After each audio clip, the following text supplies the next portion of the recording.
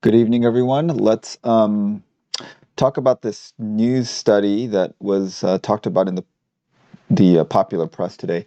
I looked all over um, for the actual paper that these news articles talk about, and I couldn't find it, which makes me think that there really wasn't a paper. They haven't written it. I think it was just a press release or a presentation. There's about 50, 60, 100 news articles from every news outlet talking about this study from South Africa. It was done jointly by Discovery Health, which is a large private insurer in that country, as well as the South African Medical Research Council. So they jointly did this research presentation, and what they've been doing is they've been tracking 211,000 COVID-19 tests, of which 80,000 were attributed to Omicron. They said about 90% of the new tests are Omicron specific. So basically, Omicron is the most dominant variant in South Africa already across the country. But basically, their take-home findings were that it was 70% effective. Two doses were 70% effective for hospitalization and 33% effective in preventing infection.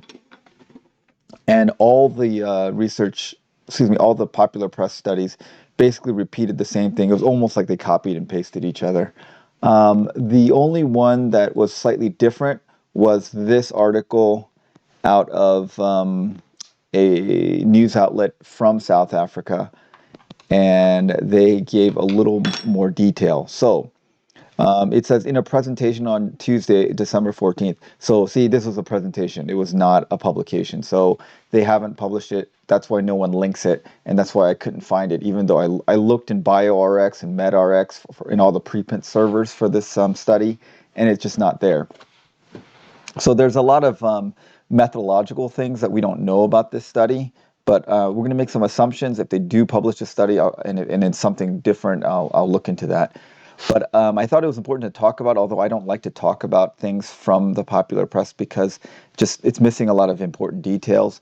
But this is the first real world study on how well vaccines will protect people from Omicron. So I thought it was useful to know. Now, there's a lot of caveats because South Africa is definitely different than the United States and other countries because, number one, their natural immunity rate is much higher. Up to 80% of the population has been previously infected with COVID, and so their natural infection immunity rate is very high. And then what that also means is that their two-dose vaccinated population most likely represents a two-dose plus an infection or population, which is more of like a boosted population. And their comparator group is a group with natural immunity, not a virus naive group, if that makes sense. So, like, if they were to run this study in the United States, there's still a significant portion of the United States that has not had COVID-19. And so if you run a comparison saying unvaccinated people to vaccinated people in the United States, then the unvaccinated group likely is naive to the virus. They have not been exposed. They don't have significant natural immunity to it. So you're comparing a completely naive or has not been exposed to the virus population to a vaccinated population. In South Africa, what you're comparing is a group that has a lot of natural immunity. Most of them have had COVID to a vaccinated group. So that's kind of a different comparison. So you kind of have to take that into effect. And without reading the paper, I don't know if they tried to control for it or not. I assume they did not because it'd be very hard to control for it because much of their population has been exposed. So here's the four key findings from Discovery's early data. Vaccine effectiveness is reduced. Okay, so what they found out is, like they said, the Pfizer-BioNTech vaccine has 33% protection against infection. Now, what that means is that it's relative to the unvaccinated. Remember, the unvaccinated in South Africa already have pretty good immunity because they've been exposed. They have natural immunity. So it's 33% better protection than what most likely represents a naturally immune population. So, and then remember that this vaccinated population is not like the 2-dose vaccinated population in the United States, more than likely. It most likely represents 2-dose vaccination plus exposure to the virus. So it's 33% better than that. We can't directly correlate this with populations that don't have the same amount of natural immunity. And again, without reading the paper, I don't know if they tried to control for that or not. Against Delta, it was 80% protection. And then for hospitalization, those that 2 doses had 70% protection against hospital admission in the same period. Again, the comparator group is a group that has high natural immunity. Then, and another thing to remember about the 70% number is that this doesn't mean that 30% of vaccinated people get hospitalized. Okay, 75% protection doesn't mean 30% get hospitalized.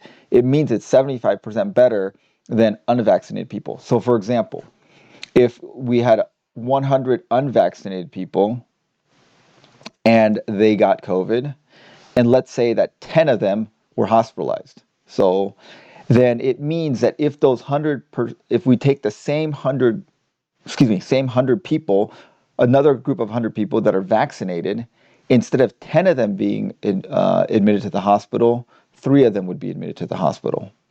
So that means in that group, that's a 70% protection because it went from 10 to 3, so it's a drop of 70%. But it doesn't mean that 30% of the people went to the hospital, because it's actually only 3% in that scenario. Does that make sense? So it depends on what the actual hospitalization rate for the disease is. If the hospitalization rate is like 50% and you had a group of 100 people and 50% would have been hospitalized, 70% protection means that you would have protected 35 of those people from being admitted. So that's an absolute protection of 35%. But if the number that get hospitalized is smaller, like let's say 10%, so 100 people got infected, 10% went to the hospital, the absolute protection would be 7% there, because it would go from 10% to 3%. But that's a relative drop of 70%. That's what they mean when they say 70% protection against hospital admission. So this doesn't mean, it does not mean 30% of the people that are vaccinated who get COVID are going to the hospital, okay? I hope that's clear. Then the other thing they said is Omicron reinfection risk is significantly higher compared to prior variants. So people that were infected with Delta face a 40% relative risk of reinfection. So this means, I think that they're comparing this to a naive group. So they found a naive group that had never been infected with any COVID variants. And if they were 100% likely to be infected with Omicron, those who had Delta previously were 40% likely to get reinfected with Omicron. And if they were reinfected with the Beta variant, they were 60%. So as the waves go on, they're more likely to be reinfected. So Omicron, you're still likely to be reinfected even though you've had previous infection with Delta or Beta. And so the reinfection risk is pretty high. Risk of severe disease significantly lower in Omicron infection. So what they found is that they are experiencing a 29% lower admission risk. So it does seem like it's less severe. Now, what we don't know is it less severe because the virus is less virulent? Or is it less severe because the virus is running through a population that has had previous infection and has high levels of natural immunity or high levels of natural immunity plus vaccination? So is it that the virus is becoming less virulent, or is it that the population that remains alive is more able to deal with this virus? That you don't know either. Bigger impact on children. So they are noticing higher admission rates with Omicron in children. So that it's kind of the opposite of this. So in adults, they seem like it's lower lower admission rates, but in children a higher infection rate. So that's a little unclear on why that is happening. All right, so there is another paper. This is out of the UK, and this was also published today. Yeah, it's not published, it's not pre-reviewed, but it was published in the preprint journals. And what they did is they looked at all the results from November 27th through December 6th, and they found that there were 581 Omicron infections and 56,000 Delta cases in the UK in this time period. And then they were looking at vaccine efficacy based on 2 doses of the vaccine versus a third dose of vaccine. Okay, so let's just go straight to the data.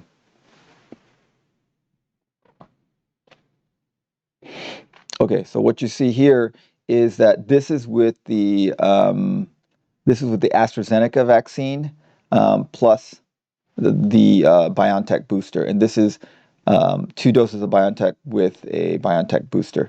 So what you can see here is the black is Delta. So vaccine efficacy is fairly high with Delta.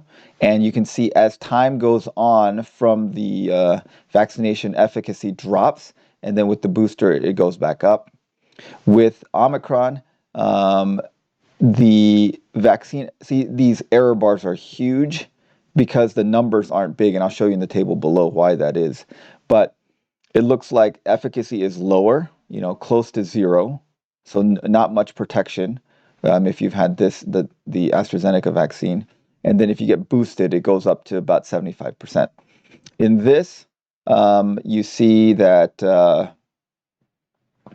the drop-off is slow with the Omicron, and there's higher numbers, so the error bars are not as quite as large. So you see the same drop off and then a boost up here. So it drops down to like 30%, and then it gets boosted up to like 70%. So this is sort of in line with what they're seeing in South Africa, where efficacy against infection is around 30%, 33% here, and then in here it's about 35% or so. So that seems pretty much in line with that.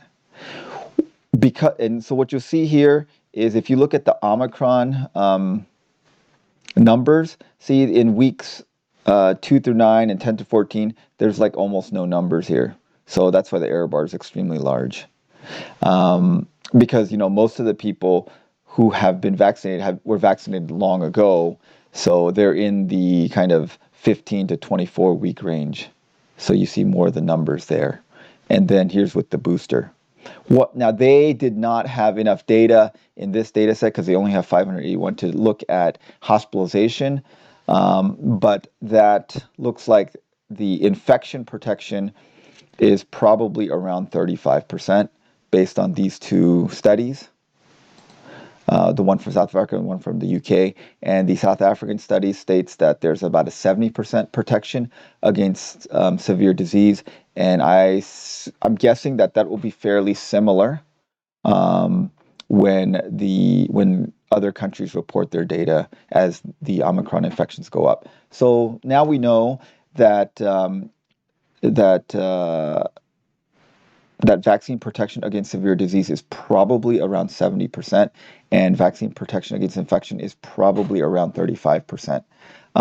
So as you can tell, the previous video where we talked about neutralization antibodies in vitro, where they're looking at titers of neutralizing antibodies, remember there were drops of like 40-fold. So huge drops in neutralizing antibody. That doesn't mean that protection drops 40-fold, because if protection dropped 40-fold, vaccine efficacy would be like essentially 5%. It's because there's a threshold effect. So if you have neutralizing antibodies, that's just one part of the way vaccines work. So there is some level where neutralizing antibodies will protect you against against infection, or likely to protect you against infection. And if you have much higher levels than that, it doesn't. If you're already like pretty well protected, getting way more titers than that doesn't really help you be more protected. It's like, do you want to win the football game by, 1 touchdown, or do you want to win by like 70 touchdowns? You're still winning. So there is a threshold effect. And once you cross the threshold, that's when you get more infections. So a drop of 40-fold in neutralizing titers does not necessarily correlate in a linear fashion with the drop in vaccine protection, because it just has to drop below some kind of threshold before you lose protection. And so in this case, you are definitely dropping below the threshold at some point, but it's not as big as the neutralizing antibody titers would make you think. So it's not a direct correlation. So I think these studies, compared to the neutralizing antibody studies that showed these major drops in neutralizing antibodies, but you see like essentially a like 50% drop in vaccine efficacy, and maybe like a 20% drop in protection against severe disease. So those are threshold effects, so they're not linear. But anyways, as more information comes out and it nails down what level of vaccine protection people are likely to have, I'm going to probably cover that a little bit because I'm interested myself.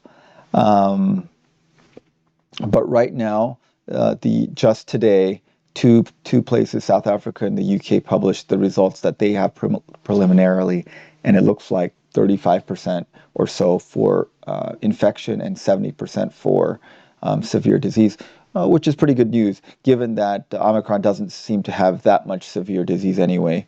So overall, I think that's pretty good news. All right. Well, thanks for watching. If you guys notice that this gets published someplace, please link it below, because I'd love to read the actual first-hand data on this and sort through it. Thanks.